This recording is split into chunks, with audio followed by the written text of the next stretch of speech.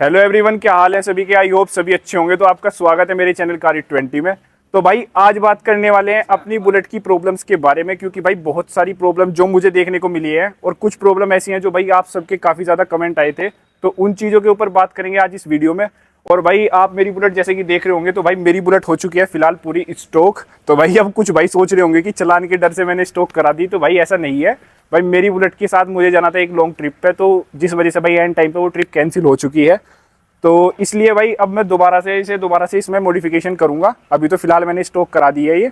तो अब बात करते हैं भाई सबसे पहली प्रॉब्लम की, जिसके आप सबके काफ़ी ज़्यादा कमेंट्स आ रहे थे। और भाई अब देखते हैं कि वो प्रॉब्लम सच में रियल है या फिर नहीं। तो भाई जो सबसे पहली जो इसकी प्रॉब्लम है वो थी भाई कि भाई आफ्टर मार्केट साइलेंसर लगाने के बाद इसका बुलेट का इंजन डैमेज होगा या नहीं। तो भाई चलो बात को बेसिक से समझते हैं। तो जैसे कि भाई अभी इसके अंदर लगा है, आप देख सकते हो स्टॉक साइलेंसर लगा है। और स्टोक्स में आप पीछे देख सकते हो इसका जो एग्जॉस्ट है वो भी स्टॉक है, और जो इसके अंदर कैट कैन लगा है वो भी इसके अंदर स्टॉक लगा हुआ है। तो अब अगर हम इसके अंदर भाई आफ्टर मार्केट साइलेंसर लगाते हैं, जैसे कि इसके अंदर हम फ्री फ्लो कैट कैन लगाते हैं, जो फ्री फ्लो पाइप होता है इसके अंदर यहाँ पर, अगर हम उसको फ्री फ्लो कराते हैं और पीछे भी हम फ्री फ्लो साइलेंसर लगाते हैं, जैसे कि आपका शॉर्ट बोतल साइलेंसर हो गया या लॉन्ग बोतल हो गया या एक दो और भी आते हैं मार्केट में। तो भाई उनसे क्या डिसएडवांटेज होता है आपकी बाइक के अंदर, कि आपकी बाइक का भाई सच में इंजन खराब होता है उन्हें लगाने के, या फिर ये एक बस भाई बोलने वाली बात है। तो चलो भाई बताता हूँ इस चीज़ के ऊपर। तो भाई अगर आप जैसे कि फिलहाल अभी ये पूरी स्टॉक है, तो इसके अंदर काफ़ी सारे फिल्टर्स होते हैं। तो भाई जब इसकी एयर साइलेंसर के थ्रू बाहर निकलती है तो वो काफ़ी सारे फिल्टर से होके बाहर निकलती है।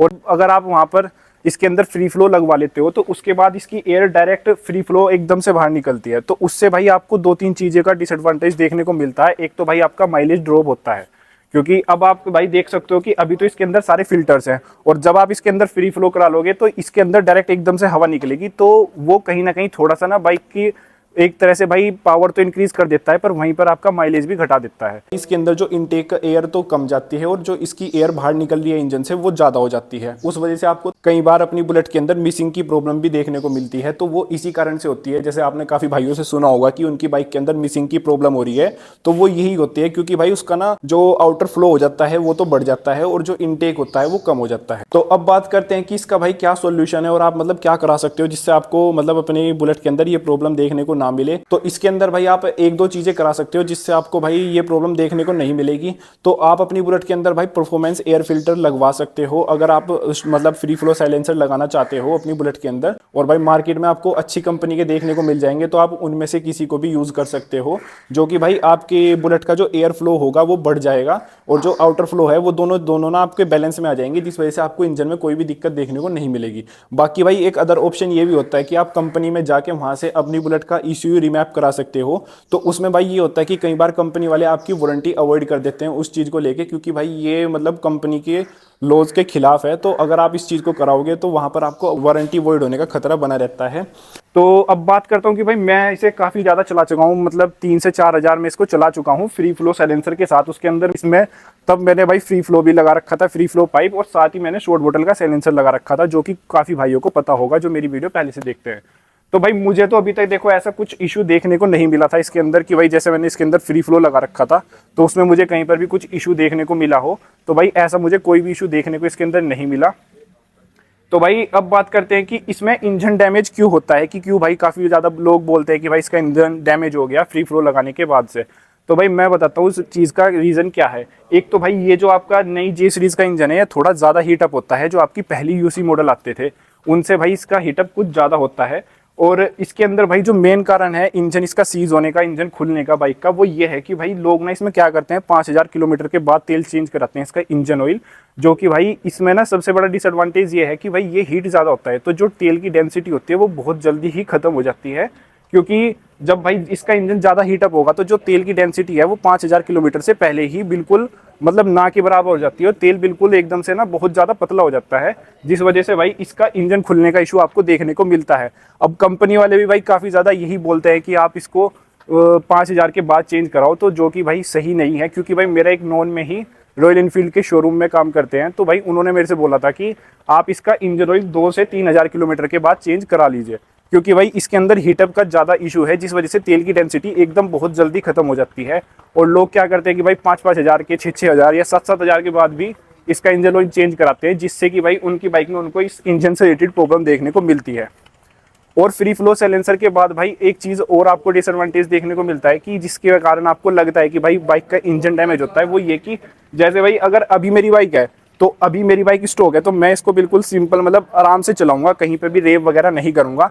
अगर वहीं पर भाई मैं लगा लूंगा इसके अंदर फ्री फ्लो और शॉर्ट बटन साइलेंसर तो इसकी साउंड हो जाएगी भाई एक नंबर।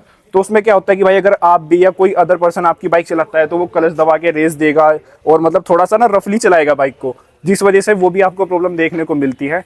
तो अब अगर मैं भाई बात करूं कि भाई आपको फ्री फ्लो लगाना चाहिए या फिर नहीं, तो भाई आप लगा सकते हो मेरे ओपिनियन से, तो क्योंकि मैं भी उसको यूज़ कर चुका हूं।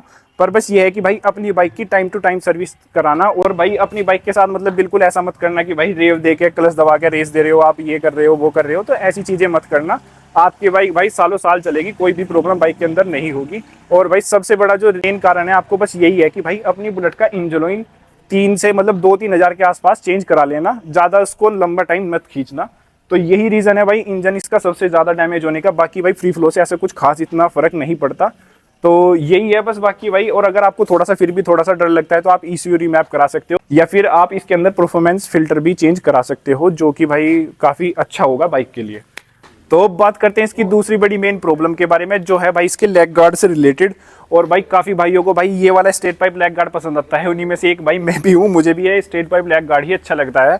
तो भाई काफ़ी भाई लगाते हैं भाई ये सिल्वर वाला, जैसे मैंने लगा रखा है इसके अंदर ये सिल्वर में, और इसके अंदर ही भाई एक ब्लैक मैट कलर का भी आता है लेग गार्ड, तो उसको भी काफ़ी भाई लगाते हैं अपनी बुलेट के अंदर।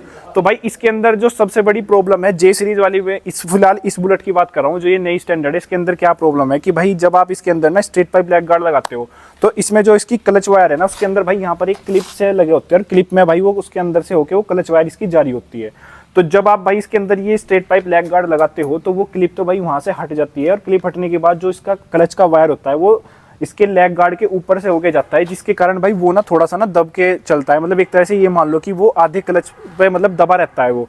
तो अगर आप अपनी बाइक चलाते हो तो वो आधे क्लच पे चलती है, जिसकी वजह से भाई उसकी क्लच प्लेट एकदम से बहुत जल्दी मतलब 4 से 5 हज़ार के अंदर ही आपकी बाइक की क्लच प्लेट खत्म हो जाती है, जो कि भाई काफ़ी भाइयों के साथ हो चुका है। तो इसके अंदर भाई जब मैंने अपनी बुलेट ली थी और मैंने इसके अंदर भाई काफ़ी जल्दी ही लगवाया था इस स्ट्रेट पाइप लेग गार्ड, एक मतलब मुश्किल से 10-15 दिन के अंदर ही मैंने ये लगवा लिया था। तो जिस दिन भाई मैंने जब इसको लगवाया था तो मैंने उसी दिन भाई अपनी बाइक को जैसे मैं लगा के इसको लेके चला, तो तभी मैंने देखा कि भाई इसका ना क्लच वायर खींच रहा है बहुत ज़्यादा, और ऐसा लग रहा है कि बाइक ना पिकअप बहुत कम दे रही है और मतलब एक तरह से ना दब के चल रही है। तो मुझे तभी पता लग गया था, और उसी दिन भाई मैंने साथ के साथ इसकी क्लच वायर यहाँ से खुलवा के, और आप इसको इंजन के पास से यहाँ से खुलवा के मार्केट में किसी भी भाई मैकेनिक के पास जा सकते हो और वो उसको खोल के यहाँ से, और जैसे कि भाई मैंने इसके अंदर लगा रखा है, ये आप यहाँ से देख सकते हो इस वीडियो के अंदर कि भाई कैसे आ रहा है इसका कनेक्शन। और आप बिल्कुल ऐसे ही इसके अंदर से इसकी साइड को मतलब इसके साइड से आप इसके अंदर से इसका कनेक्शन करवा सकते हो, और उसके बाद भाई आपकी बाइक में क्लच की कोई भी दिक्कत देखने को आपको नहीं मिलेगी। और एक यही रीज़न था कि भाई काफ़ी लोग बोल रहे थे कि भाई मैंने इसके अंदर, कुछ भाइयों को उन्हें पता ही नहीं था कि भाई वो सिलेंसर की वजह से हो रहा है या फिर भाई उनके लेग गार्ड की वजह से हो रहा है, और वो बोल रहे थे कि भाई मैंने सिलेंसर चेंज किया और उसके बाद भाई क्या है कि मेरी बाइक की क्लच प्लेट खत्म हो गई।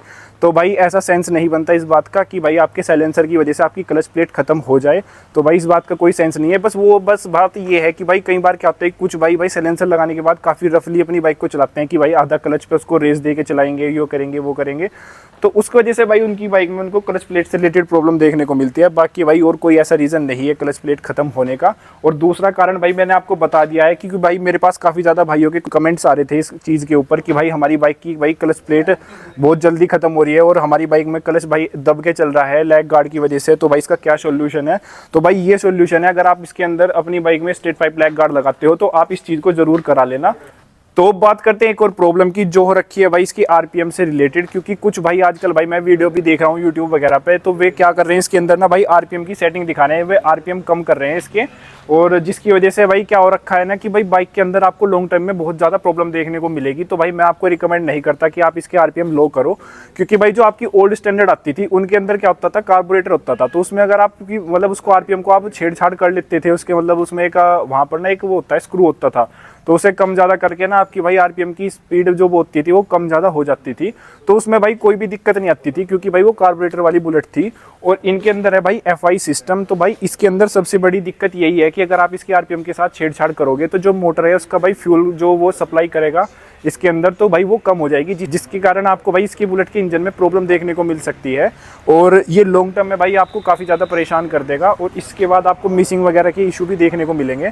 तो भाई मैं आपको ये बिल्कुल भी रिकमेंड नहीं नहीं करता कि आप इसके आरपीएम के साथ छेड़छाड़ करो। और वैसे भी भाई इस बुलेट के अंदर एक चीज़ है, फिलहाल तो ये स्टॉक है, अगर आप इसको सुबह सुबह मतलब एक बार एक कोल्ड स्टार्ट करोगे तो उसमें तो इसके आरपीएम बड़े रहते हैं, और उसके कुछ देर बाद जैसे आप थोड़ी सी रनिंग कर लोगे, इसको रनिंग चल जाएगी, उसके बाद इसकी आरपीएम तो अपने आप ही कम हो जाते हैं।